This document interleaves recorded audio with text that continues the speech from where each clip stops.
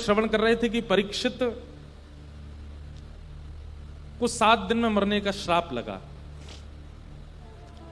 और इस श्राप के कारण परीक्षित जी महाराज अपने पुत्र जन्मेजय को राज्य गद्दी पर बिठा करके स्वयं वन में चले गए, और वन में जाकर के सदगुरुदेव की याचना करने लगे। तभी गंगा के तट पर अनेक संत आए, सबसे पूछा म्रियमाण व्यक्ति की मुक्ति का उपाय बताइए।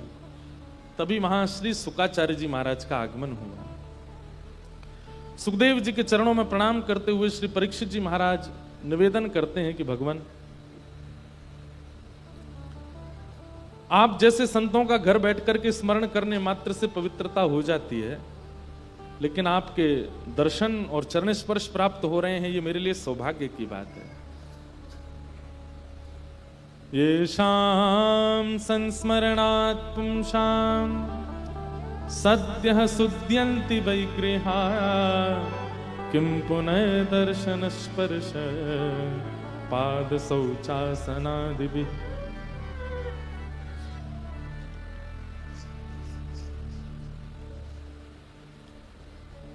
आजकल YouTube साधन बहुत अच्छा है सबके लिए, सोशल मीडिया। आप सब लोग अपने अपने घरों पे ही बैठ करके कथाएं श्रवण कर लेते हैं, प्रवचन सुन लेते हैं, संत जनों की वाणी सुन लेते हैं। और केवल साधन को घर बैठ के देखने मात्र से कितने लोग अपने घरों में ही पवित्र हो रहे हैं, कितने लोगों की विचारधारा, जीवनचर्या सब सुधरती जा रही है। कितना अच्छा दृश्य लग रहा है, पीछे के श्रोता छतरी लेके बैठे हैं, 2-4 लोग कह रहे हैं हमको भी घुसा लो भीतर पर हम आगे वालों को तो जरूरत नहीं, हमारे लिए तो बड़ी छतरी लगी है। मानो ऐसा लग रहा है ठाकुर जी खड़े हैं, गिरिराज जी उठा करके, यहाँ किशोरी जी दूर खड़ी खड़ी देख रही हैं ठाकुर जी ने पर्वत उठा रखे हैं, हम सब ब्रजवासी गैया सब नीचे खड़े हैं। जिनको जगह नहीं मिली वो बाहर अपने ही छोटे छोटे पत्थर लेके खड़े हैं ब्रजवासी।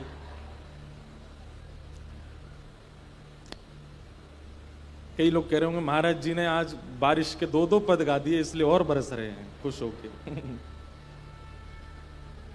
लेकिन ये भी आनंद है। स्कूल रोज हम एक ही तरीके से जाते हैं ना तो बोर हो जाते हैं। कभी कभी बारिश हो जाती है, रेनी डे हो जाता है, कभी स्कूल में थोड़ी कीचड़ हो जाती है, थोड़े बाहर अलग व्यवस्था से हो जाती है तो ज्यादा आनंद आता है। तो आज आप लोग ऐसी कथा सुनो, पीछे वाले बस ज्यादा जोर से बरसे तो भागना नहीं, बैठे रहना। ये समझ लेना कि नीचे से महाराज जी कथा से भिगा रहे हैं, ऊपर से ठाकुर जी, यहां से कथा सुनकर के मन पवित्र हो रहा है, ऊपर से ठाकुर जी तन पवित्र कर रहे हैं, दोनों पवित्रता हो रही है।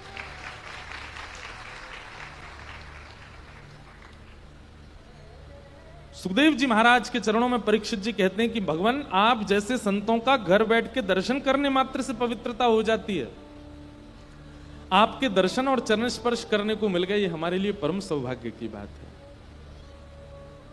लेकिन मैं आपसे पूछना चाहता हूं, अतः पृच्छामि संसिद्धिम योगिनाम परमम गुरुम पुरुषस्येह यत् कार्यम म्रियमाणस्य सर्वथा। जिसके जीवन के बहुत अल्प क्षण बचे हैं उसको अपनी मुक्ति के लिए क्या करना चाहिए, कृपा करके मुझे बताओ। और यहां से अब श्री सुखदेव जी महाराज कथा सुनाना प्रारंभ करते हैं। अब एक बात में स्पष्ट कर दें, सुखदेव जी महाराज परीक्षित से कहते हैं, परीक्षित, जीवन की अल्पायु शेष बची है, उसमें तुम मुक्ति की कामना मत करो।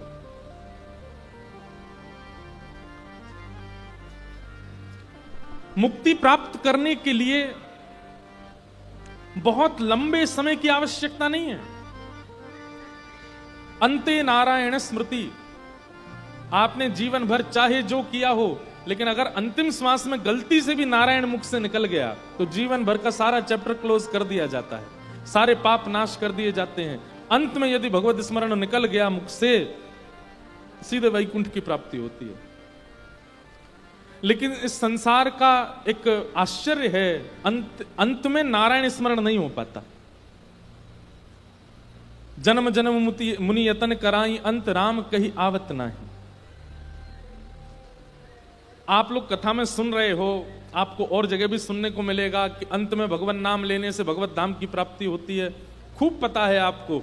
लेकिन पता नहीं कैसी योजना है संसार की कि अंतिम क्षण आते ही आप भूल जाओगे कि अभी भगवान नाम लेना है। कई लोगों को पता चल जाता है कि हमारी मृत्यु काल आ गया, हमारा मृत्यु समय आ गया, लेकिन फिर भी वो भगवत स्मरण नहीं कर पाते, दुनिया को याद कर लेते हैं। इसीलिए हमारे यहां कहा गया कि युवावस्था से ही भजन करो, इतना भजन करो, इतना साधन करो, इतना नाम जप करो, कथाएं श्रवण करो, इतने शुद्ध पवित्र आचरण रखो कि अंत काल में भगवत स्मृति उत्पन्न हो। इसलिए एक लंबे समय निकल जाने के बाद जब आप भजन प्रारंभ करते हैं तो कहीं ना कहीं अंत में भगवत स्मृति होना मुश्किल हो जाता है। लेकिन वही भजन युवावस्था से, बाल्यकाल से प्रारंभ किया गया होगा, अंत काल में कुछ और याद ही नहीं आएगा, ठाकुर जी याद आएंगे, भगवत स्मृति होगी।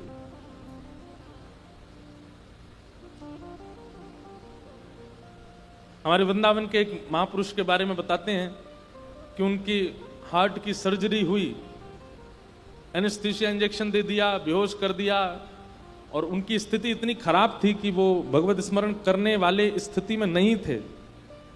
लेकिन उन्होंने जीवन भर इतना वृंदावन का भजन किया, इतना वृंदावन को ध्याया कि जब उनका अंतिम काल आया, एनेस्थीसिया इंजेक्शन लगा दिया, पूरा यहां से हृदय उनका खोल लिया, डॉक्टर लगे हैं अपनी चिकित्सा करने, और उस स्थिति में भी प्राण तो उनके चले गए ऑपरेशन के बाद, लेकिन डॉक्टर बोले जितनी देर ऑपरेशन चलता रहा, मैंने पहली बार किसी पेशेंट को ऐसा देखा, उनको और कुछ होश नहीं था, लेकिन उनके मुख से अपने आप निकल रहा था, श्री वृंदावन, मेरो वृंदावन, प्यारो वृंदावन, श्री वृंदावन। बोले 2 मिनट के लिए तो हम सारे चिकित्सक आश्चर्यचकित हो गए, ये हो ही नहीं सकता, ये अनकॉन्शियस स्थिति में ये बोल कैसे रहे हैं।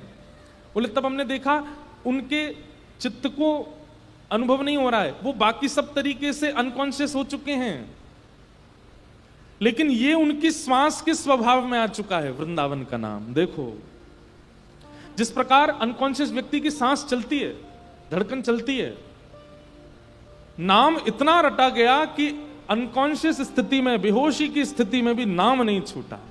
ये नाम की स्थिति, प्राण तो चले गए लेकिन वृंदावन को भजते हुए गए। इसलिए भैया यहां पर श्री शुक्राचार्य जी महाराज वर्णन करते हुए कहते हैं कि परीक्षित, अंत काल में यदि भगवान नाम ले लिया जाए तो व्यक्ति ने जीवन भर चाहे जो किया हो उसको मुक्ति मिलेगी, क्योंकि उसने अंत में भगवत स्मरण कर लिया। तुम्हारे जीवन के 7 दिन बचे हैं, 7वें दिन के अंतिम क्षण में भी यदि मैं आ गया और तुमसे नारायण नारायण बुलवा दूंगा तो भी तुम्हारी मुक्ति हो जाएगी। लेकिन तुम्हारे पास 7 दिन बचे हैं, इसलिए तुम मुक्ति की याचना मत करो। मुक्ति तो 1 सेकंड में मिल जाती है, 7 दिन की आवश्यकता क्या है। तुम्हारा यह प्रश्न लोक हित के लिए तो अच्छा है, कृतो लोक हितम नृप, लेकिन तुम्हारे अपने लिए उचित नहीं है। तुम वो बालक हो जिसके गर्भ में जाके ठाकुर जी ने रक्षा की है। परीक्षित हाथ जोड़ के कहते हैं भगवान तो फिर मैं क्या करूं। बोले तुम मुक्ति की कामना मत करो, भक्ति की कामना करो, भक्ति की इच्छा रखो। मुक्ति का मतलब तो मृत्यु के बाद ठाकुर जी का दर्शन होता है, पर भक्ति का मतलब तो जीते जी ठाकुर जी का दर्शन। तुम भक्ति की इच्छा करो। इसलिए हम निवेदन करते हैं अपने श्रोताओं से कि मुक्ति के पीछे मत भागो, भक्ति करो, भक्ति के पथ पर चलो।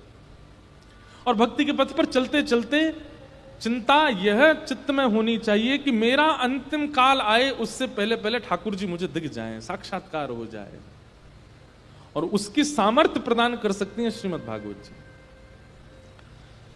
सुखदेव जी महाराज कथा सुनाना प्रारंभ करते हैं, सृष्टि का प्रसंग सुनाते हैं, उद्धव विदुर संवाद सुनाते हुए, और सृष्टि के प्रसंग को कहते हुए सबसे पहले स्वयंभू मनु और शत्रुपा इस पृथ्वी के प्रथम मानव। स्वयंभू मनु, इसीलिए हम लोगों को मानव कहा जाता, क्योंकि हम मनु की संतान हैं। स्वयंभू मनु और शत्रुपा ये ब्रह्मा जी के अंग से प्रकट हुए। मैंने सृष्टि प्रसंग कई बार बहुत विस्तार से कहा है, इसलिए मैं अभी सूक्ष्म में ही कह के चल रहा हूं। स्वयंभू मनु शत्रुपा के 3 पुत्री और 2 पुत्र हुए। आकुति, देवभूति, प्रसूति 3 पुत्री, और प्रियव्रत उत्तानपाद ये 2 पुत्र।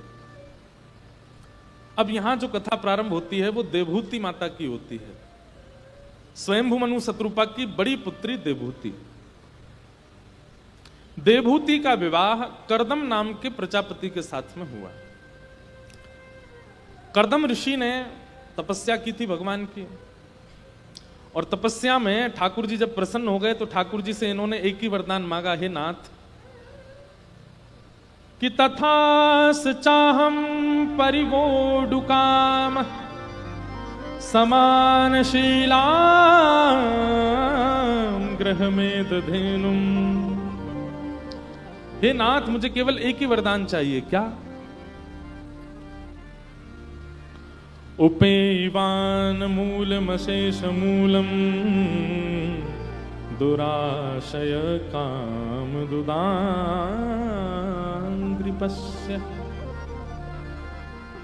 मेरा विवाह हो जाए। ऋषि ने तपस्या करके 1000 साल बाद ठाकुर जी को प्रसन्न करके क्या मांगा? मेरा विवाह हो जाए। भगवान बोले वाह, 1000 साल तुमने तपस्या में केवल इसलिए नहीं कहा, इससे बढ़िया तो तुम कहीं घूम आते। उस समय मैट्रिमोनियल साइट तो थी नहीं, तो ठाकुर जी कहते उस पर साइट बना लो, किसी ना किसी तो ब्याह हो ही जाएगा तुम्हारा। या फिर ठाकुर जी ने कहा होता भाई गांव में शहरों में रिश्ते नातेदारों से बोल देते कि भाई मेरा ब्याह करा दो। ऐसा तो हो नहीं सकता कि तुम्हारे ब्याह के लिए कोई कन्या उपस्थित नहीं होती।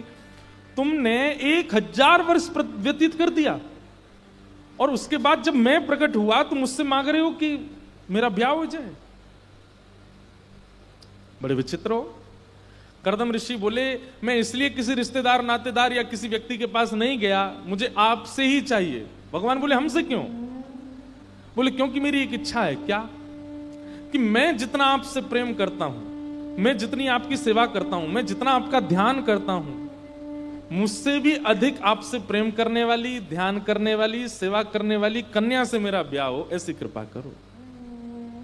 और वो आप ही बता सकते हो और कोई नहीं, क्योंकि आपकी सेवा करती होगी, आपको पता होगा। मतलब ठाकुर जी से देखो, एक बात हमारी सुनो।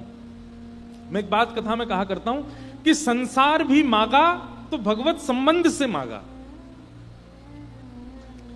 मांगी संसार की वस्तु, लेकिन कैसे मांगी? पत्नी चाहिए, सीधा नहीं कहा। आपसे प्रेम करने वाली और मुझसे ज्यादा प्रेम करने वाली पत्नी चाहिए। मैं जितना आपको चाहता हूं उससे ज्यादा चाहने वाली एक कन्या से मेरा ब्याह हो जाए नाथ, तब आनंद आवेगा गृहस्थाश्रम में। ठाकुर जी से मांगो, पर अपने स्वार्थ सिद्धि के लिए नहीं, अपनी योग्यता के लिए नहीं, ठाकुर जी के लिए मांगो। किसी को घर की याचना भी करनी है तो इस भाव से करे कि हे नाथ, आपका सुंदर मंदिर हो, सुंदर भवन हो, आप राज ठाट से विराजो, ऐसा एक भवन मेरे लिए बना दो।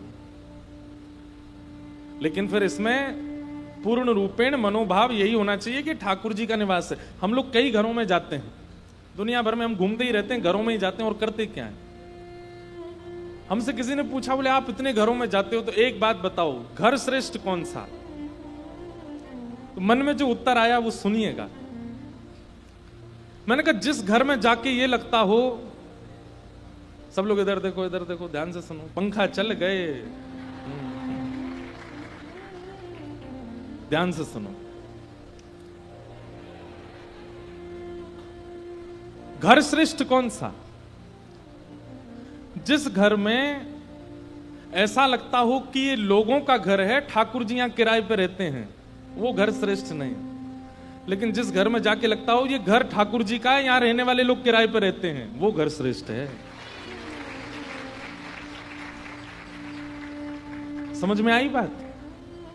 कई घर ऐसे हैं, वहां जब जाते हैं, प्रवेश करते हैं, वहां का इंटीरियर ठाकुर जी के हिसाब का, वहां का दरवाजा ठाकुर जी के हिसाब का, वहां की रसोई ठाकुर जी के अकॉर्डिंग, लोगों के कमरे ठाकुर जी के अकॉर्डिंग, वहां की लाइटिंग ठाकुर जी के अकॉर्डिंग, वहां की जो ग्रीनरी है, जो घर में गुलदस्ते वगैरह रखे हैं आदि जो भी है, सब कुछ किसके अकॉर्डिंग है? ठाकुर जी के अकॉर्डिंग।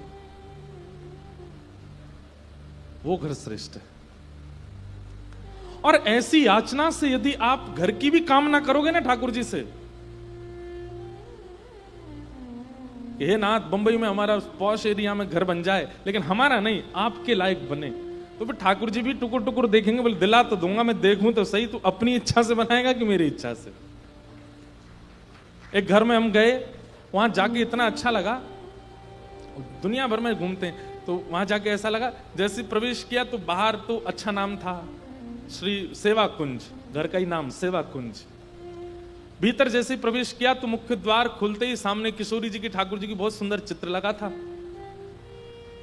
सबसे बड़ी बात, अब सब तो नहीं बता सकता मैं, लेकिन जो कक्ष थे ना, हर कक्ष का एक नाम, जैसे रसोई घर का नाम था जगन्नाथपुरी, वहां अन्न ही अन्न बनता है, वो जगन्नाथपुरी है। शयन कक्ष का नाम श्री रंगनाथ, क्योंकि वहां पौढ़ानाथ है, ठाकुर जी पौढ़े रहते हैं। जो मीटिंग एरिया था उसका नाम द्वारिका धाम, क्योंकि यहां ठाकुर जी अपनी सभा में बैठते हैं। किसी क्षेत्र का नाम श्री अयोध्या धाम, और सबसे बड़ी बात, स्विमिंग पूल का नाम श्री यमुना जी। और वहां सब लोग ऐसे नहीं बोलते कि उस कमरे से ले आओ, वो क्या बोलते, ए सुन, जगन्नाथपुरी में मेरा फोन रखा, लेके आ। अब वो बालक द्वारिका से जगन्नाथपुरी जा रहा है, वहां से फोन लेके आ रहा है। मैं इतना प्रसन्न हो गया देख के, मैंने कि भाई तुम्हारे तो सारे धाम यही हैं, और आपस की वार्ता में ही भगवत धामों का स्मरण हो जाता होगा।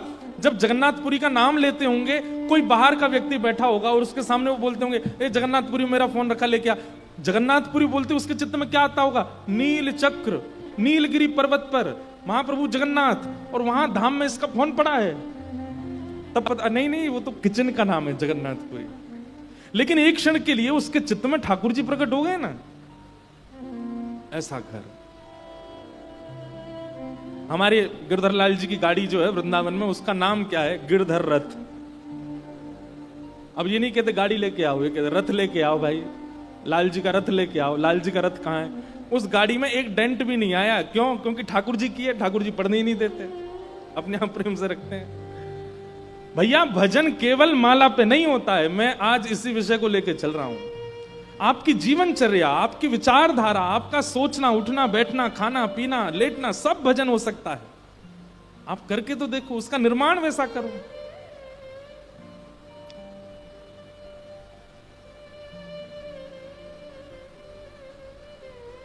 हमें तो ऐसा लगता है कभी कभी फोनों का भी नाम रखना चाहिए। इन फोनों का भी शुद्ध नाम होना चाहिए। शुद्ध नाम लोगे तो फिर उसमें कभी अपवित्र वस्तु या अपवित्र भाव या अपवित्र वार्तालाप करने में संकोच होगा थोड़ा सा।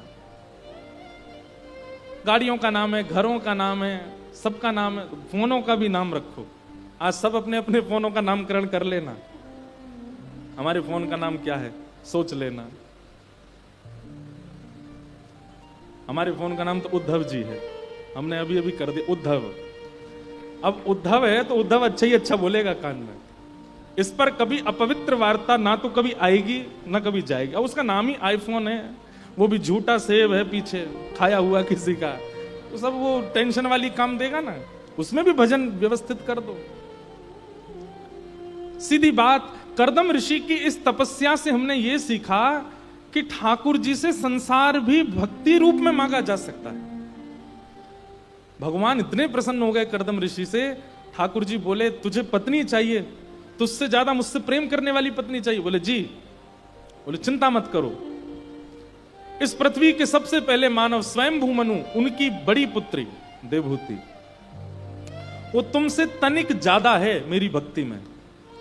बड़ी सुशील है, बड़ी बुद्धिमान है, बड़ी विवेकी है और बड़ी भक्त है, मेरा बहुत भजन करती है। वो ही तुमसे ब्याहेगी, उसी से तुम्हारा ब्याह होगा, उसी से तुम्हारा ब्याह होगा।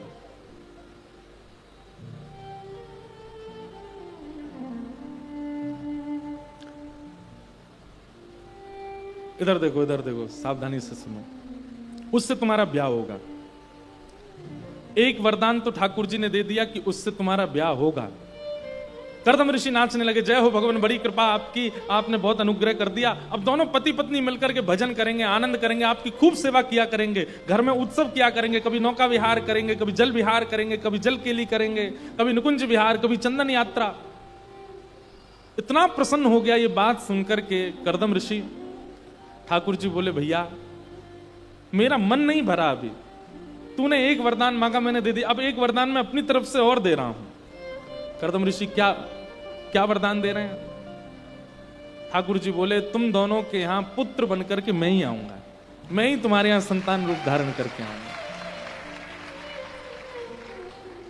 कर्दम ऋषि तो महाराज भाव विह्वल हो गए, नाथ ये कैसी कृपा आपकी, मैंने तो कुछ ऐसा यत्न भी नहीं किया जो कृपा आप मुझ पर किए जा रहे हैं। ठाकुर जी बोले अब जाओ विवाह की प्रतीक्षा करो और फिर विवाह के बाद मेरी प्रतीक्षा करो। कर्दम ऋषि का 3 दिन बाद ही देवहूति के साथ में विवाह हुआ। विवाह के उपरांत फिर कथा यहां पर भी थोड़ी लंबी है, बीच में कर्दम ऋषि 60 वर्ष की समाधि में चले गए। विवाह होते ही पत्नी को घर लाते ही समाधि में चले गए। 60 वर्ष की समाधि लग गई कर्दम ऋषि की। 60 वर्ष बाद जब नेत्र खुले तो देवहूति माता को देखा, वो तो थोड़ी थोड़ी वृद्ध हो गई थी। उनको देख करके बोले देवी आपने हमारी पत्नी को देखा? माता जी बूढ़ी अम्मा मेरी पत्नी को देखा? देवहूति माता बोली मैं ही हूं। बोले आप तो बिल्कुल स्वस्थ थी, अचानक से क्या? बोले अचानक नहीं, 60 साल बाद समाधि से बाहर आए हो आप। तब उनके इस त्याग पर बड़े रीझ गए, उनके त्याग पर बड़े प्रसन्न हो गए कर्दम ऋषि। और उसके पश्चात 9 पुत्रियों ने जन्म लिया। 9 पुत्रियों के जन्म के बाद कर्दम ऋषि बड़ी चिंता में आ गए। बोले भगवान ने मुझे वचन दिया था कि मेरे यहां पुत्र बनकर के आएंगे, और मैं तो नहीं चाहता था कि इतना गृहस्थाश्रम मेरा बढ़ जाए। 9 पुत्रियां हो गई, अब इनके लिए विवाह के लिए योग्य वर ढूंढने पड़ेंगे। तब 9 वरों से उनका ब्याह किया, और ब्याह करने के बाद कर्दम ऋषि बड़े उदास हो गए कि बोले संभवतः ठाकुर जी भूल गए मुझे वचन दे करके कि मैं आऊंगा। अब देवी एक काम करो, बेटियों का ब्याह हो गया, तुम अपना भजन करो, मैं भी वन में जाके भजन करता हूं। अब बहुत गृहस्थाश्रम का निर्वहन हो गया, अब एकांत रहना चाहिए। तभी ठाकुर जी ने रात्रि में दोनों को स्वप्न दिया। बोले ये 9 पुत्रियां नहीं आई हैं, मेरे आगमन से पूर्व 9 भक्ति आती हैं, ये नवदा भक्ति आई थी, अब नवदा भक्ति तुम्हारे यहां आ चुकी हैं, अब मेरा आगमन होगा, प्रतीक्षा करो। श्रवणम कीर्तनम विष्णु स्मरणम पाद सेवनम अर्चनम वंदनम दास्यम सख्य आत्मनिवेदनम, ये 9 भक्ति के स्वरूप हैं। हे कर्दम ऋषि तुम्हारे यहां 9 पुत्री नहीं 9 भक्ति आई हैं। जैसे जीवात्मा के मन में 9 भक्ति प्रकट होती हैं, तुम्हारे यहां साक्षात प्रकट हुई हैं, और अब साक्षात मेरा आगमन होगा। और पावन तिथि आई, कर्दम ऋषि और देवहूति माता के यहां पर भगवान का प्रादुर्भाव हुआ, प्राकट्य हुआ, और उनका नाम भगवान का कपिल ऋषि रखा गया। बोलो कपिल देव भगवान की। भगवान कपिल का प्रादुर्भाव हुआ। रूप छवि देख करके दोनों माता पिता आनंदित हो गए, नेत्रों से प्रेमाश्रु गिरने लगे। ठाकुर जी ने कितना अनुग्रह किया हमारे ऊपर। धीरे धीरे धीरे कपिल भगवान जब बाल अवस्था पार करके कुमार अवस्था के मध्य में पहुंचे, पौगंड अवस्था में, पिताजी को आज्ञा की पिताजी अब आप वन में जा सकते हो, जाके भजन करो। देखो दर्शन के बाद भी ठाकुर जी ने भजन की आज्ञा दी। इसका मतलब क्या है? ठाकुर जी का दर्शन भी वो परिवर्तन नहीं कर सकता जो परिवर्तन नाम करेगा। हमारी बात को बहुत सावधानी से सुनिएगा। चाहे ध्रुव हो, चाहे प्रहलाद हो, और आज ऋषि कर्दम हो, सबको ठाकुर जी ने दर्शन के बाद भजन की आज्ञा दी। अब जाओ भजन करो। इसका मतलब क्या है? दर्शन के बाद भी भजन करना पड़ेगा। हम कलयुगी लोगों पर एक सहायता, एक ठाकुर जी की बड़ी कृपा है कि हमको पहले ही भजन में लगा दिया ठाकुर जी ने। भजन के बाद दर्शन होंगे, दर्शन के बाद ठाकुर जी की इच्छा होगी तो निकुंज में प्रवेश हो जाएगा, और ठाकुर जी की इच्छा नहीं होगी तो दर्शन के बाद भी ठाकुर जी आज्ञा करेंगे कि अभी तुम्हारा इतना भजन रह गया, वो करो। इसका मतलब क्या है? चाहे गुरु कृपा से, चाहे धाम कृपा से, चाहे लीला कृपा से भगवत दर्शन हो भी गया और भजन अगर पूरा नहीं हुआ होगा तो ठाकुर जी छोड़ जाएंगे।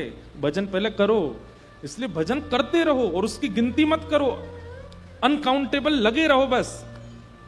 ताकि ठाकुर जी का दर्शन हो तो ठाकुर जी कहें अब कुछ शेष नहीं रह गया, अब तू मेरे संग ही चल, मेरी लीला में ही चल।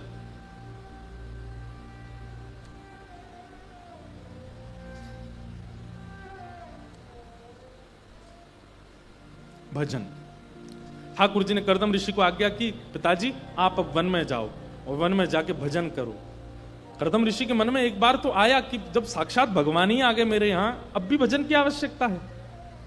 तो भगवान कपिल आज्ञा करते हैं, बोले पिताजी मेरे धाम की प्राप्ति के लिए जितनी योग्यता भजन की होनी चाहिए वो दर्शन से नहीं पूरी होगी, उसके लिए तो साधना करनी पड़ेगी, आप जाइए।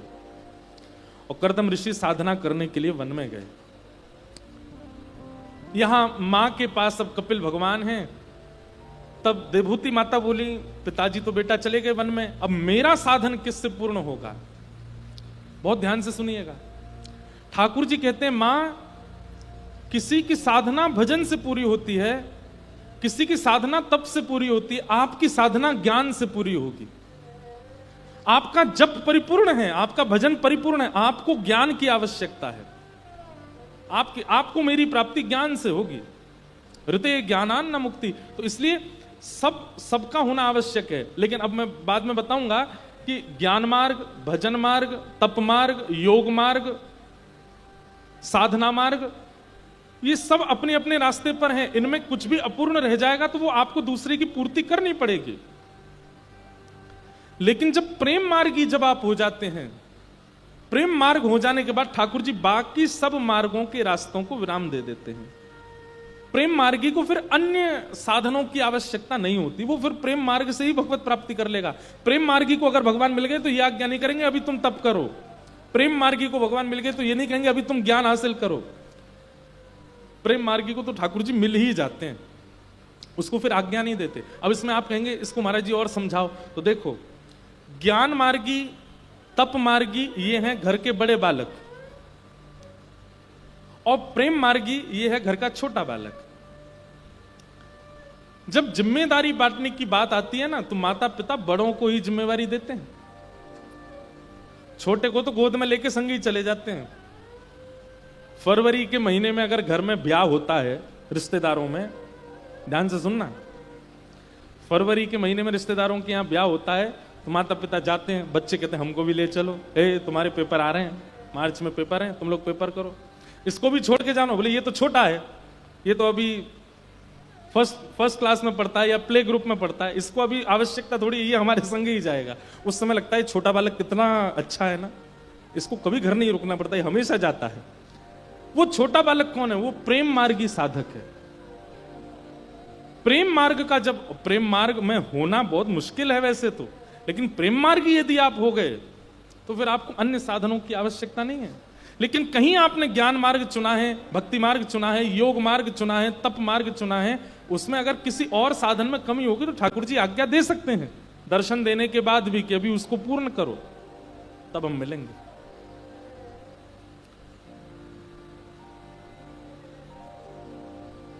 देवभूति माता को कपिल भगवान कहते हैं, मां आपकी सदगति तो ज्ञान मार्ग से होगी।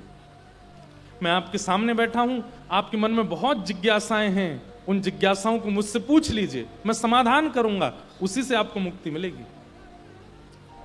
देवभूति माता सन्मुख बैठ गई और कपिल भगवान से उन्होंने अनेक प्रश्न किए। इसी को सांख्य शास्त्र कहते हैं। श्रीमद् भागवत का ज्ञान मार्ग।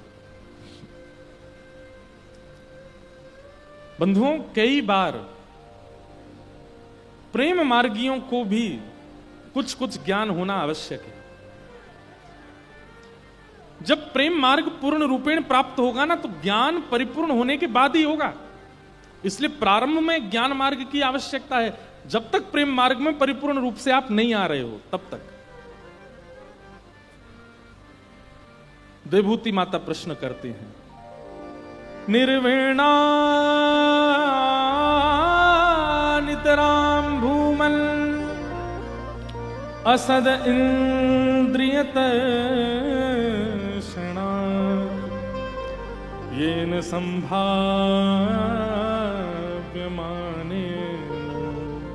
प्रपन्नान्धं तम प्रभो। देवभूति माता पूछ रही हैं, हमारी इंद्रियों की इच्छा पूरी करते करते हार चुकी हूं मैं, मेरी इच्छाएं पूरी नहीं हो रही हैं। जीव की अनेक इच्छाएं हैं, देखने की अनेक इच्छाएं हैं, सुनने की अनेक इच्छाएं, स्पर्श की अनेक इच्छाएं हैं। ऐसा मैं क्या करूं कि मेरी सारी इच्छाएं समाप्त हो जाएं, फिर कोई इच्छा रह ना जाए जीवन में। उसके लिए क्या करना चाहिए? कितना अच्छा प्रश्न किया ठाकुर जी से, बहुत ध्यान से सुनो। हे नाथ, ऐसा कोई उपाय बताओ जिससे मेरी समस्त इच्छाएं विराम ले लें, फिर कोई एक इच्छा रह ना जाए जीवन में। भगवान उत्तर देते हुए कह रहे हैं, श्री भगवान उवाच योग आध्यात्मिकः पुंसां मतो निःश्रेयसाय मे अत्यंतो परतिर्यत्र दुःखस्य च सुखस्य च चेतः कलवस्य बंधाय मुक्तये चात्मनो मतम गुणेषु सक्तं बंधाय रतं वा पुंसि मुक्तये। भगवान उत्तर देते हुए क्या कह रहे हैं? मैया,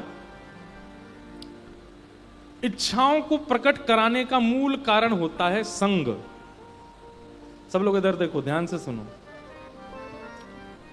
जैसा संग हमारा रहता है उसी से इच्छाएं प्रकट होती हैं। यदि संग के रूप में सत्संग प्रारंभ हो जाए और अधिक मात्रा में केवल सत्संग ही सत्संग जीवन में रहे, तो कहीं ना कहीं हमारी इच्छाएं जो हैं वो धीमे धीमे धीमे धीमे धीमे समाप्त होने लगेंगी। जैसे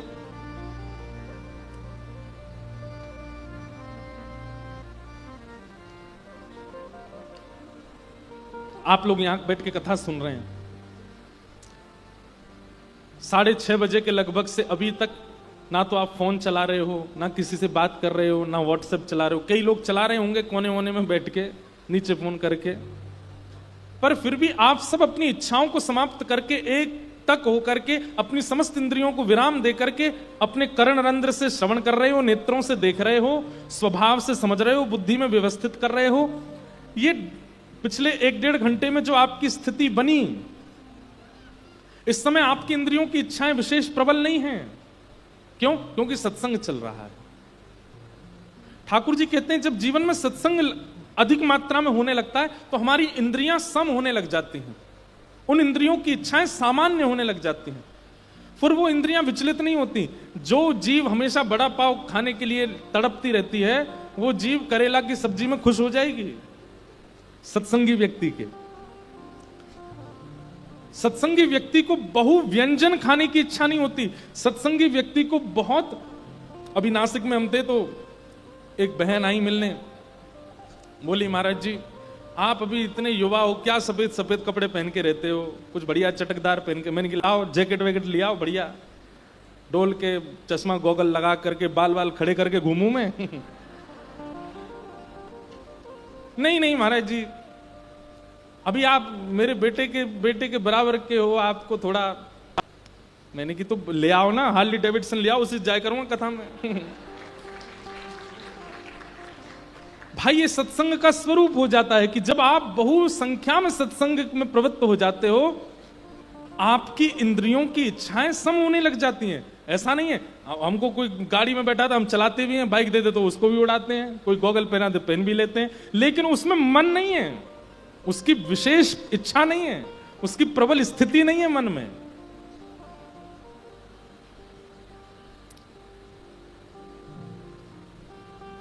क्यों?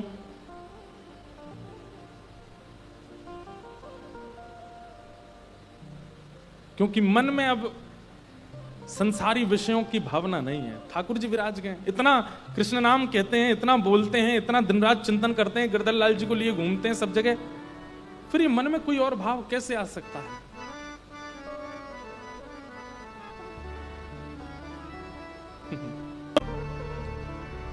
हमारी आंख हमें नहीं बिगाड़ती, हमारे कान नाक हाथ पैर नहीं बिगाड़ते, इन सबके ऊपर अधिपति बनकर के बैठा हमारा मन हमको बिगाड़ता है। मां चलाती हूं, मां चलाती हूं। इनको सब्जी और आटा लाने का वेतन कहां से आया आपके पास? माता जी बोली, मैं उसको जाके विक्रय करती हूं, उसी से। रुई की बत्तियों का विक्रय कहां करती हो? बोले, रुई की बत्ती का विक्रय एक मंदिर में करती हूं, और मंदिर की गुल्लक से जो पैसा मिलता है उससे मेरा घर चलता है। आज तक नहीं हुई। बोले, क्या? बोले किसी ने डकैती के तेल खरीदा, उससे दिया जलाया, उसके प्रकाश में तुमने बत्ती बनाई, उनको बेच करके धन कमाया, उससे जो अन्न खरीद के पवाया, उससे मेरे मन में विकार आ गया। सोचिए, हम आप कौन से पानी में खड़े हैं? कहीं भी खा लेते हैं, कुछ भी पी लेते हैं, कहीं भी बैठ जाते हैं, कहीं भी सो जाते हैं, किसी से भी बनवा लेते हैं, कहीं भी हमारा मन बच जाएगा? आप लोग जिन नगरों में रहते हो, इन बड़े बड़े नगरों में तो हफ्ते में 2-3 दिन घर में भोजन बनता, बाकी दिन तो बाहर ही पाते हैं सब लोग। संत महापुरुषों को क्यों परहेज होता? होटल में नहीं खाना, बाहर नहीं खाना, वहां नहीं खाना। बहुत बड़ा परिवर्तन होता है चित्त पर। ये कुभाव का प्रकट होना, कुदृष्टि का प्रकट होना, दूषित विचारों का प्रकट होना, ये सब इन्हीं चीजों से होता है। हमें उस समय नहीं पता चलता। मैया, इसलिए व्यक्ति इतना ध्यान नहीं रख सकता कि वो एक एक चीज देख देख करके खाए। लोग पागल कहेंगे उसको। अब तो आप परचूने की दुकान पर जाकर के, हाँ भाई ये काली मिर्च कहां से लाए, कौन से खेत से लाए, किस लेके आए, कितने रुपए? वो कहेगा भग जाए यहां से, नहीं देनी तुझे। आटे वाले से जाके, वो चक्की कैसी तुम्हारी, कहां से खरीदी? ओ चाइना से आई। फिर नहीं खिंचवाना है इसमें। हम तो पहले तो चक्की घर में ही होती थी ना, हमने देखी है, हमारे घर में थी। जब हम छोटे थे तो माता जी बैठ जाती थी, सामने हमारी चाची या ताई जी बैठ जाती थी, और बीच में हम बच्चे गेहूं डालते थे, माताएं ऐसे घुमाती थी, उसका आटा निकलता था, उससे प्रसाद पाते थे। फिर मशीनें आ गई नगरों में, तो फिर आटा पिसने वहां जाने लगा। ये सब चीजें छोटी छोटी बहुत विकार प्रकट करती हैं, हमें तब नहीं पता चलता। और ना आप इतनी शुद्धि का ध्यान रख सकते हो, विशेष रूप से इन नगरों में तो बिल्कुल भी नहीं। तो फिर क्या करें? जैसे हॉस्पिटल में काम करने वाले नर्स हों या डॉक्टर हों, वो पूरे दिन पेशेंटों के बीच में रहते हैं, पूरे दिन संक्रमित बीमारियों के बीच में रहते हैं। मास्क लगा करके रखते हैं, हाथ में ग्लव्स पहन के रखते हैं, अपने कपड़ों के ऊपर एक कपड़ा और पहन के रखते हैं, और फिर रात में घर जाने से पहले, भोजन बाद में करते हैं, पहले नहाते हैं, स्नान करते हैं, फिर कुछ पाते हैं। ठीक वैसे ही मुख में नाम रूपी मास्क लगा करके रखो, कानों में सत्संग रूपी चर्चाएं चलती रहें, ऐसा विचार करो। हाथों में ग्लव्स की जगह करमाला धारण करके रखो, माथे पर तिलक लगा के रखो। ये सारे संक्रमित कीटाणुओं से बचने के कुछ साधन हैं। गले में कंठी पहन के रखो। और फिर जब जब अवसर मिले, और आजकल तो फोन में आधुनिकता है, अपने घर आकर के रात्रि सोने से पहले भागवत की कथा हो, रामचरितमानस हो, सुंदर किसी महापुरुष का प्रवचन हो, आप जहां से दीक्षित हैं आपके गुरुजी के प्रवचन हो, उनके प्रवचन रूपी रस धारा में स्नान कर लो, रोज बच जाओगे। यही बचने का साधन है। आप सब चीजें पवित्र नहीं कर सकते, लेकिन इसका मतलब यह नहीं है कि नाम जब माला लगी भैया उसको फिर साइड में रख के पिज्जा खाया है। महाराज जी बता तो रहे हैं तो सही, साथ में इसको जपते भी रहेंगे, खाते भी रहेंगे। थोड़ा थोड़ा घटे, मजबूरी है तो फिर सब करना पड़ता है कई बार, लेकिन ये सब व्यवस्थाओं से अपने आप को संभाल के रखो, नहीं तो संक्रमित वायरस कहीं से भी प्रवेश हो जाएगा तो पूरा जीवन, विचारधारा सबसे पहले परिवर्तित होगी आपकी, वहीं से सारा भजन नष्ट कर देगा।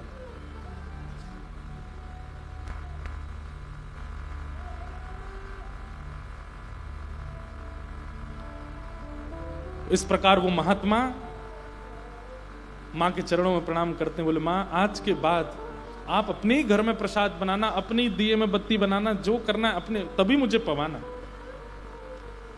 क्योंकि किसी और के धन से प्रकट किए गए प्रकाश में भी दिया बना करके बेच के धन कमा के भोजन बनाओगी, उससे भी मेरा मन विचलित हो सकता। इस प्रकार ठाकुर जी समझाते हैं मां को, मां इंद्रियों को एकाग्र करने का एक ही तरीका है, अपने मन को संगति अच्छी दो। आपको पता है धोती पहनना भी, ये भी एक सत्संग है। ये बगलबंदी पहनना, ये भी एक सत्संग है।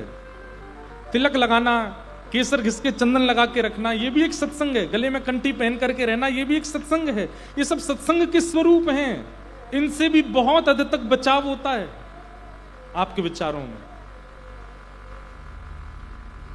वस्त्र संग, भोजन संग, व्यक्ति संग, ये तीनों जब शुद्ध होंगे तब मन की इच्छाएं धीरे धीरे शांत होती हैं। इसलिए वैष्णव यदि आप बने हैं तो इन 3 संगों को सुधारने का प्रयास कीजिए। सबसे पहला वस्त्र। लोग बाग कहते हैं आप तो पुरानी विचारधारा वाले हो, हम तो बोलते कृष्ण कृष्ण पर पहनते कुछ भी हैं, रहते कैसे भी, बाल कैसे भी रखते हैं। कई लोगों के विचित्र, पहले तो अलग तरीके के बाल होते थे, आजकल तो नीले हरे गुलाबी भी होते हैं, कैसे भी रख लेते हैं। भाई ये ठाकुर जी प्रदान कर रहे हैं आपको, ये ठाकुर जी दे रहे हैं आपको, ये ठाकुर जी दे रहे हैं आपको। एक प्रकार से आपने किराए पे हमें गाड़ी दी और हम महाराज धुआंधार 100 की स्पीड पे ही चलाते हैं उल्लासनगर के गड्ढों में। जिस दिन आप देख लोगे क्या करो, भाई चाबी दे, तो तेरे को गाड़ी नहीं देनी, तू मेरी गाड़ी कैसे चलाता है पूरे नगर में। ऐसी ये शरीर रूपी गाड़ी ठाकुर जी ने दी है। यहां उत्पन्न हुआ बाल, यहां उत्पन्न हुआ नख, यहां उत्पन्न हुई एक एक वस्तु ठाकुर जी की। इसको उसी तरीके से रखिए, संभाल करके, संजो करके, व्यवस्थित करके, ज्यादा विचलित मत करो इसको। शरीर वस्त्र संग पहला सुधारो।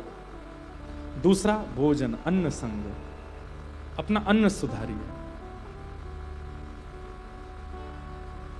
खूब अच्छा अच्छा पाइए, लेकिन भगवत प्रसाद पाइए। और तीसरा व्यक्ति संग, किसके साथ रहते हैं हम, उसका संग सुधारो। ये 3 संग यदि आपके सुधर गए तो आपका मन, कई लोग कहते हैं नाम जप नहीं होता, नेत्र बंद करके कुछ भी आने लगता है, ध्यान नहीं लगता, हमारा मन बहुत विचलित रहता है। इसलिए इसको सुधारने के यही तरीके हैं। 3 संग सुधारो, वस्त्र, अन्न और व्यक्ति। आप अपने आप अनुभव करेंगे आपकी विचारधाराएं, आपके अंदर धैर्यता, आपके अंदर सहनशीलता, सब कुछ व्यवस्थित हो रही है। फिर भगवान ने यहां व्यक्ति में कौन कौन से गुण होने चाहिए जिसका हम संग करें, 5 गुण बताए। तितिक्षवः कारुणिका सुहृदः सर्वदेहिनां अजात शत्रवः शांता साधवः साधुभूषणात्। हम कहते हैं या तो ये 5 गुण हो या 5 में से एक भी गुण हो, उसका संग करो, या जिसका संग करो उसको कह दो भाई तुम में से ये 5 गुण होने चाहिए, एक तो लाओ। सबसे पहला सहनशीलता, दूसरा दया, तीसरा करुणा। दया और करुणा में अंतर है। दया तो कई बार हो जाती है लेकिन आप करते कुछ नहीं हो। जैसे गाड़ी में जा रहे हैं, किसी व्यक्ति की दयनीय स्थिति देख करके आपको दया हो गई, लेकिन आप चले गए, आपने किया कुछ नहीं। करुणा में तो आप तुरंत गाड़ी रोकोगे, उतर के जाओगे, उसकी मदद करोगे कि करुणा। करुणा नहीं है तो दया अच्छी है, लेकिन दया है तो उसको करुणा में परिवर्तित करो। सहनशीलता, दया, करुणा।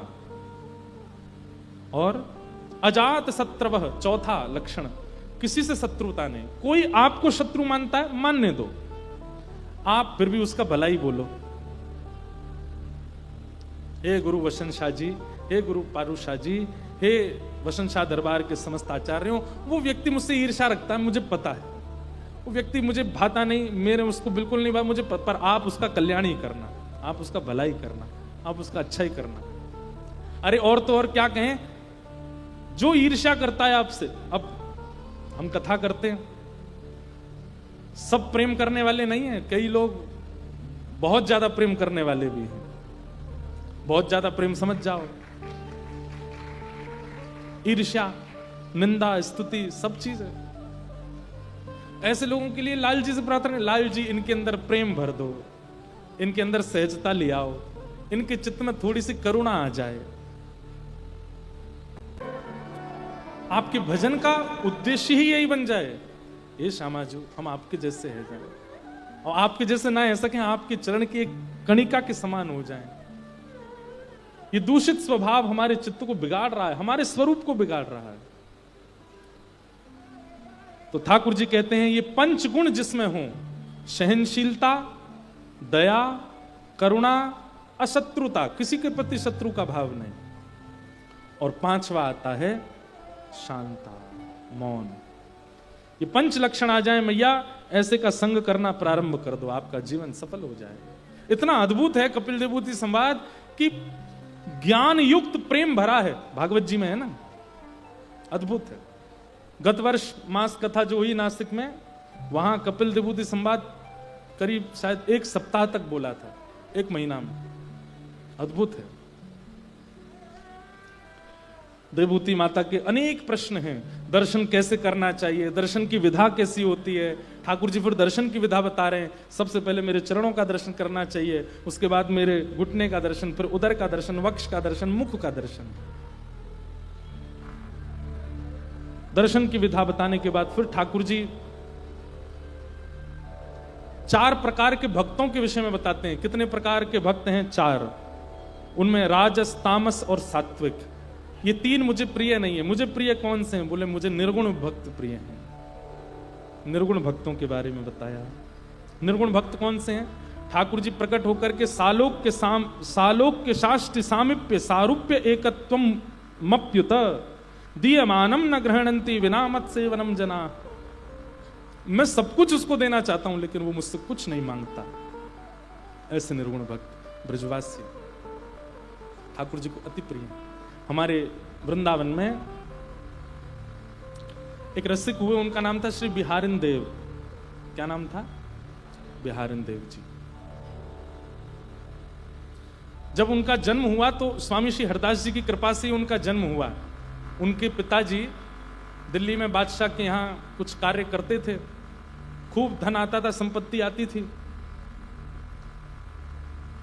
जब 1 वर्ष के बिहारिन देव जी हुए तो दर्शन कराने के लिए स्वामी जी के पास आए, तो स्वामी जी ने आशीष देते हुए कहा कि 33 वर्ष रहेगा ये बालक आपके पास, उसके बाद ये वृंदावन आ जाएगा, चाहे कितना रोकने का प्रयास करना, इसके अंदर भगवत भक्ति अपने आप स्फुरित हो जाएगी।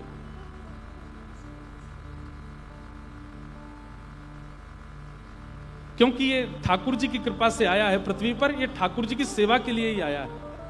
33 वर्ष का इसका कर्म बचा है, वो ये करने बाहर जाएगा, फिर आ जाएगा। स्वामी जी ने बोल दिया। पिताजी के बाद उनको भी बड़ी नौकरी मिली, खूब धन आदि कमाने लगे। लेकिन एक दिन ऐसा आया, सब जगह से अपने आप मन उच्चाटित हो गया, सब जगह से मन अपने आप हटने लगा। जैसे जॉब छोड़ने का मन होता है तो रेजिग्नेशन लेटर देते हैं, अब हमें जॉब नहीं करनी, हमें छुट्टी दे दो। ऐसे इन्होंने भी बादशाह के यहाँ कहा कि भाई अब हमसे सेवा नहीं हो पाएगी, आप कोई और ढूंढ लीजिए। लेकिन बादशाह बोला आप कहीं नहीं जाओगे, आप मेरे पास ही रहोगे, आपसे श्रेष्ठ मुझे कार्यकर्ता नहीं मिलेगा।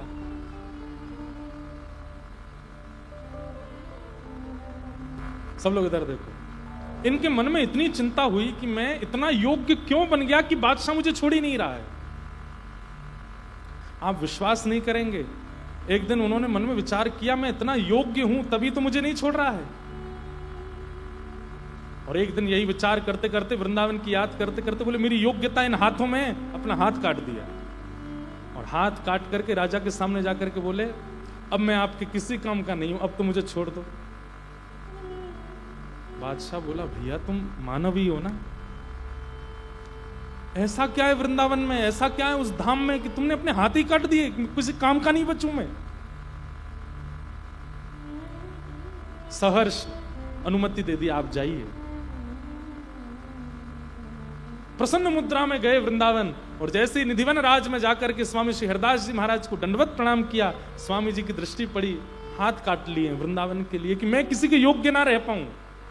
मेरे हाथ रहेंगे तो सब मुझसे क्रिया करवाएंगे संसार की, मैं हाथ ही काट देता हूं। स्वामी जी की जब दृष्टि पड़ी, नेत्र सजल हो गए स्वामी श्री हरदास जी के, और वो अश्रु बिंद ही कृपा के रूप में बिहारिन देव जी के हस्त कमल पर जब पड़ा तो पुनः उनके हाथ प्रकट हो गए। बिहारिन देव जी घबरा गए, बोले जय जय ये हाथ आ गए, राजा मोह फिरते ले जाएगा। बोले नहीं, ये हाथ अब राजा की सेवा के लिए नहीं आए, अब ये बिहारी जी की सेवा के लिए आए हैं, अब तुम बिहारी जी की सेवा करोगे।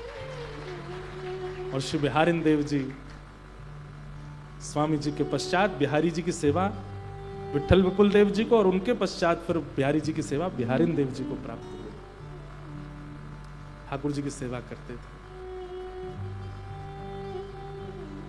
कैसा कैसा त्याग उस वृंदावन के लिए किया है लोगों ने, जिसकी आप बड़ी सहजता में वाणी सुनते हो। हमें ज्यादा से ज्यादा अपने कार्य से छुट्टी लेनी पड़ती है वृंदावन के लिए, ट्रेन पकड़ के फ्लाइट पकड़ के पहुंचना होता है। लोगों ने तो कितना त्याग किया है उस वृंदावन की प्राप्ति के लिए। मैं जब बिहारी जी का दर्शन करने जाते हैं तो बिहारी जी के समस्त आचार्य जिन्होंने सेवा की उनकी लीलाएं पढ़ के जाता हूं मैं, कि ये इतनी सहजता में मुझे दिखने वाले बिहारी जी को आचार्यों ने कितनी मेहनत करके लाड़ लड़ाया। राधा रमण जी का दर्शन करने से पूर्व गोपाल भट्ट गोस्वामी जी का चिंतन करते हैं कि कितने रोए थे वे रात में, तब जाकर के ये प्रकट हुए और हमको दर्शन दे रहे हैं। श्री हितरवंश महाप्रभु अपना परिवार छोड़ करके वृंदावन आए, और उस काल में वृंदावन आए जब नरवाहन जैसे राक्षसों का राज्य था वृंदावन में, और तब राधा वल्लभ जी की सेवा व्यवस्थित की। रूप सनातन गोस्वामी अपनी राजा जैसी संपदा बंगाल में छोड़ करके आए, तब गोविंद देव और गोपीनाथ मदन मोहन प्रकट हुए। हमें कितनी सहजता में मिलते हैं। इसलिए वृंदावन जाइए तो जिस ठाकुर का दर्शन करने जाओ उसके आचार्य का स्मरण करते हुए जाना कि मैं तो अभागा, मुझे आप इतनी आसानी से दिख रहे हो, पर आचार्य ने तो आपको कितनी मेहनत परिश्रम से आपको प्राप्त किया।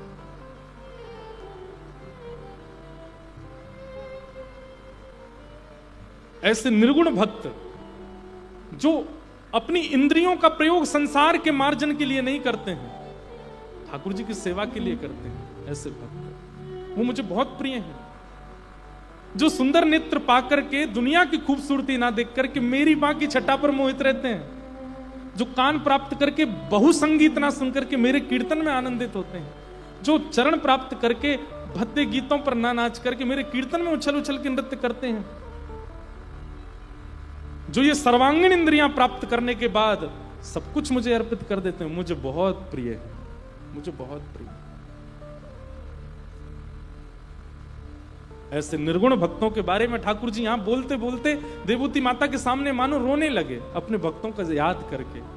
मुझे निर्गुण भक्त बहुत प्रिय। देवूती माता ने इस प्रकार अनेक प्रश्न किए, ठाकुर जी ने सबके उत्तर दिए। अंत में देवूती माता ठाकुर जी को प्रणाम करके सिद्धता नाम की नदी बन करके प्रवाहित होने लगी, और श्री कपिल भगवान गंगा सागर में जाकर के विराजमान हो गए। आज भी गंगा सागर में श्री कपिल भगवान विराजमान हैं। बोलो गंगा सागर तीर्थ की। इस प्रकार कपिल भगवान के विषय में बताया गया। आगे परम भक्त परम भागवत श्री ध्रुव जी का चरित्र सुनाया, जिन्होंने बाल अवस्था में अपनी सौतेली मां की डांट से वन में जाकर के भजन किया और ठाकुर जी को प्राप्त कर लिया। ध्रुव जी की भक्ति में विशेषता ना तो उनकी आयु है, ना उनकी राज पदवी है, ना उनकी मां की डांट है, ना उनका भजन बल है। ध्रुव जी की भक्ति में श्रेष्ठता है उनकी उत्सुकता, जिसको सामान्य भाषा में व्याकुलता, और हमारी आपकी बोली चाली में बोलें तो तड़फन। भक्ति में व्याकुलता बहुत आवश्यक। भाई भोजन तब करो जब पेट बिल्कुल व्याकुल हो रहा हो खाने के लिए। तो भोजन को स्वादिष्ट नमक नहीं बनाता, भोजन को स्वादिष्ट मसाले नहीं बनाते, भोजन को स्वादिष्ट कोई बावर्ची नहीं बनाता, भोजन को स्वादिष्ट बनाती है भूख। अगर आप बहुत भूखे होगे तो आप सही माने आप नींबू डालना भी भूल जाओगे, आप नमक डालना भी भूल जाओगे, आप बस खाओगे, पाना है। आपको बिना नमक की सब्जी भी बड़ी स्वादिष्ट लगने लगेगी। ठीक वैसे ही भक्ति में जब तक व्याकुलता की भूख नहीं होगी, व्याकुल नहीं होगी, भूख नहीं होगी, तब तक भक्ति में आपको बीच बीच में मन भटकता रहेगा। बीच बीच में मन कभी कभी चला गया, बंबई के एक्टरों में फंस गया, कभी कभी बीच में पिक्चरों में चले गए, बीच बीच में भोग विलासों में मन चला गया, कभी कहीं, इस प्रकार मन भटकता रहेगा। पर एक रस ठाकुर जी के रहें, ये तभी होगा जब चित्त में व्याकुलता, भूख होगी भगवत प्राप्ति की। मीराबाई भूखी थी भगवत दर्शन की, मिले ठाकुर जी। कुंभनदास अपनी सबरी संपत्ति लेकर के आए हैं, कुम्मनदास जी के द्वार पर खड़े हैं दान करने के लिए। और श्री कुम्मनदास जी जिनके घर में मुख देखने के लिए आरसी भी नहीं है, शीशा भी नहीं है।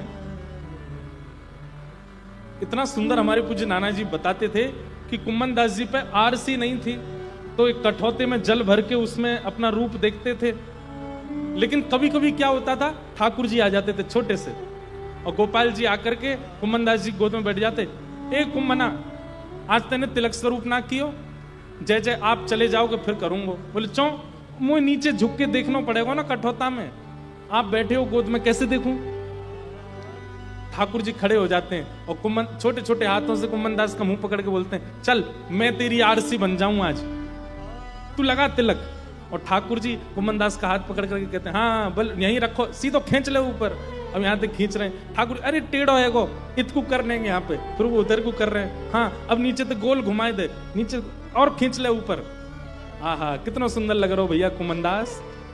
ठाकुर जी श्रृंगार कराते थे। कुम्मनदास जी अपने बड़े बड़े केश काटते, ठाकुर जी हम यहाँ तक खींच ले, बढ़िया पीछे गए, अब पाग बांध ले ऊपर। कुम्मनदास जी पाग लेकर के, अरे ज्यादा नीचे है, गिने के ऊपर कर। ठाकुर जी कुम्मनदास जी के नेत्रों से आंसू गिरते रहते हैं। बाहर राजा खड़ा है और जैसे ही राजा भीतर आ जाता है ठाकुर जी अंतर ध्यान हो गए। जैसे ही ठाकुर जी अंतर ध्यान हुए, कुम्मनदास जी कहते हैं, अभी तो यहीं हते, कहां चले गए जन, अभी तो यहीं बैठे जन, कहां को चले गए।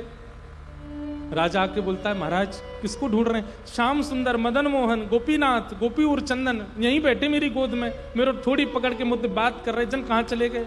अरे तू काय को आ गो मेरे घर पे। महाराज मैं संपत्ति लेके आया हूं दान। अरे तू मैं ही मिलो दान कर, कोई और दान करिया, मुझे नहीं चाहिए कछु भी। घर के लोग बगल में खड़े कुम्मनदास जी से कह रहे हैं, हमारे घर की स्थिति देख रहे हो, अरे दान दे रहा है, ले लीजिए ना। भगा दिया राजा को।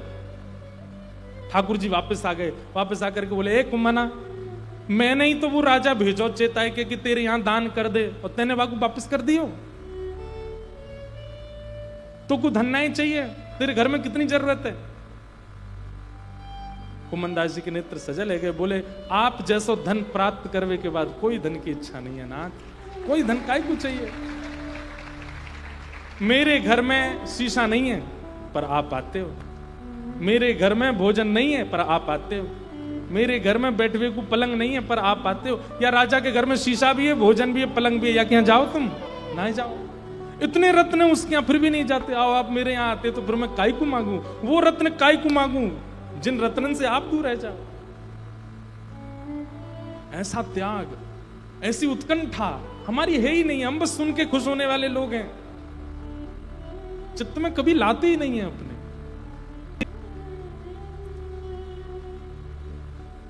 मीराबाई प्यासी थी इसलिए ठाकुर जी मिले, कुम्मनदास भूखे थे इसलिए ठाकुर जी मिले। हम ना तो भूखे हैं ना प्यासे हैं, संसार के भोगों से ही हमारी ऊर्जा चल रही है, इसलिए क्यों मिले ठाकुर जी। ध्रुव जी महाराज वन में गए और 5 वर्ष तक, 5 महीने तक ध्रुव जी ने ऐसा भजन किया। ध्रुव जी के भजन से ठाकुर जी प्रसन्न होकर के गरुड़ पर विराजमान होकर के आए। ध्रुव जी ने ठाकुर जी का दर्शन करके चरणों में प्रणाम करके स्तुति गाई है, और स्तुति गाते हुए ठाकुर जी से निवेदन कर रहे हैं, हे नाथ, भक्ति मोह प्रवहताम त्वयि में प्रसंगो भूयादनंत महताम अमलाशयाना ये नांज सोलवण मुरुव्यसनम भवाब्धिम निश्चय भवत गुण कथामृतपान मत्त। ध्रुव जी ने इतनी सुंदर वस्तु मांगी कि ठाकुर जी आश्चर्यचकित रह गए। क्या? ठाकुर जी से कहते हैं, हे नाथ, मुझे एक व्यसन लगा दीजिए। भगवान बोले, वाह, दुनिया के लोग व्यसन से छुटकारा पाने के लिए क्या क्या करते, तू कह रहा व्यसन लगा दो। बोला हाँ। हमारे दर्शन का व्यसन चाहिए होगा जरूर। बोले नहीं। तो फिर बोले, भक्ति मोह प्रवहताम त्वयि में प्रसंगो भूयादनंत महताम अमलाशयाना निश्चय भवत गुण कथाम मृतपान मत्त। आपकी कथा सुनने का मुझे व्यसन लग जाए नाथ। जैसे एक व्यसनी व्यक्ति बिना व्यसन के नहीं जी पाता, मैं आपकी कथा के बिना ना रह पाऊं नाथ। आपकी कथा सुनने की इच्छा मेरे चित्त में ऐसी व्याकुलता प्रकट कर देती हो, जैसे व्यसनी व्यक्ति बिना व्यसन के तड़पता है, मैं आपकी कथा के बिना तड़पा करूं। जैसे जल बिन मछली तड़पती है, मैं आपकी कथा के बिना तड़पा करूं, मुझे आपकी कथा चाहिए। भगवान बोले तुझे प्रत्यक्ष हम नहीं चाहिए, कथा चाहिए। क्यों? बोले क्योंकि नाथ पहला कारण कि प्रत्यक्ष में तो आप एक ही रूप में रहोगे, पर कथा में वक्ता आपकी ऐसी ऐसी लीला सुनाते हैं, आपकी सारी लीलाएं, बाल लीला भी दिख जाती है, पौगंड लीला भी दिख जाती है, कुमार लीला भी दिख जाती है, विवाह लीला भी दिख जाती है, और फिर भक्तों के लिए आप कृतमनु कृतवत्य उन्मदान्धा प्रकृति मगन किलयस्य गोपवध्व।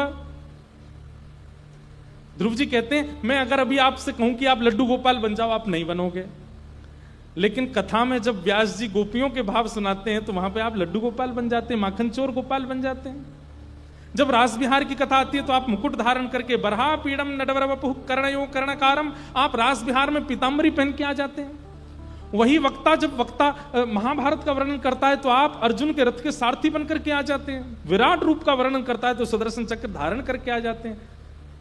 प्रत्यक्ष दर्शन में तो आप एक ही रूप में रहते हो, लेकिन कथा में तो आपके बहुरूप देखने का अनुभव होता है, इसलिए मुझे कथा चाहिए। और दूसरा क्या? प्रत्यक्ष में तो केवल आप नेत्रों को दिखाई देते हो, पर परोक्ष में कथा में आप जिद देखो उधर दिखाई देने लग जाते हो। थोड़ी देर पहले हम इस वृक्ष को ही ठाकुर जी बता रहे थे, इनको किशोरी जी बता रहे थे। प्रत्यक्ष में तो केवल आप नेत्रों को दिखते हो, पर परोक्ष में तो आप रोम रोम को अनुभव होते हो। इसलिए नाथ मुझे कथा का व्यसन दे दो, ऐसी कृपा कर दो कि मैं कथा में रहूं, कथा का व्यसन मुझे लग जाए। निश्चय भवद गुण कथामृतपान मत्त। ठाकुर जी प्रसन्न हो गए। ध्रुव जी को 5 वर्ष के हैं बस, हृदय से ठाकुर जी ने लगाया और कहा ध्रुव अभी तुम्हारे जीवन के कुछ कार्यकाल शेष रह गए, उनको पूरा करो। और तुमने कथा का याचना की है, कथा सुनते हुए जब ठाकुर जी ने कहा कुछ दिन पृथ्वी पर रहो, तो ध्रुव जी घबरा गए, बोले आप आपके दर्शन करने के बाद मैं कैसे रहूंगा बिना आपके? तब ठाकुर जी बोले मेरी कथा तुम्हारी सहायता करेगी, कथा तुम्हारे जीवन में रहेगी, जाओ। और कथा सुनते हुए श्री ध्रुव जी महाराज 36,000 वर्ष तक पृथ्वी पर रहे, ठाकुर जी के दर्शन के बाद। सोचो, दर्शन के बाद भी रहना पड़ सकता है, इसलिए पहले ही भजन कर लो, क्योंकि दर्शन के बाद रहना बहुत मुश्किल है। दर्शन से पहले रह लो, पृथ्वी पर भजन कर लो, चल जाएगा, काट लेंगे समय। लेकिन एक बार वो बाकी छटा दिख गई और उसके बाद ठाकुर जी ने कहीं आज्ञा कर दी अभी तो तुम्हारी 20 साल के भजन और रह गए, फिर कैसे जियोगे, कैसे टिकोगे फिर?